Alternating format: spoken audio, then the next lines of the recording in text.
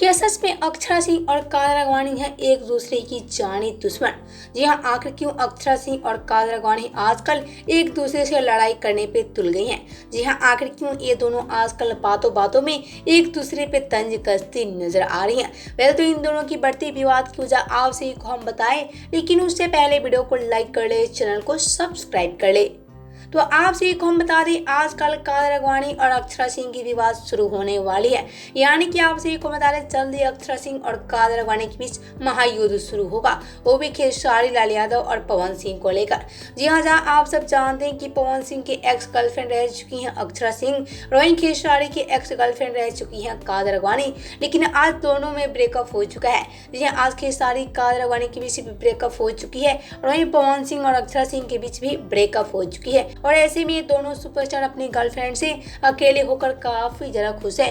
लेकिन आज अक्षरा सिंह और काजल राघवानी की दुश्मनी की वजह बताई जा रही है खेसारी और पवन सिंह।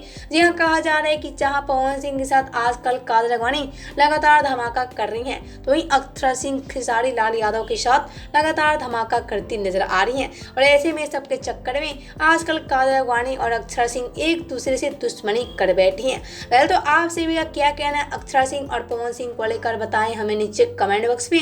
और आपसे वो खेसारी काजल राघवानी की जोड़ी कैसी लगती थी, ये भी हमें नीचे कमेंट बॉक्स में बताना बिल्कुल ना भूलें।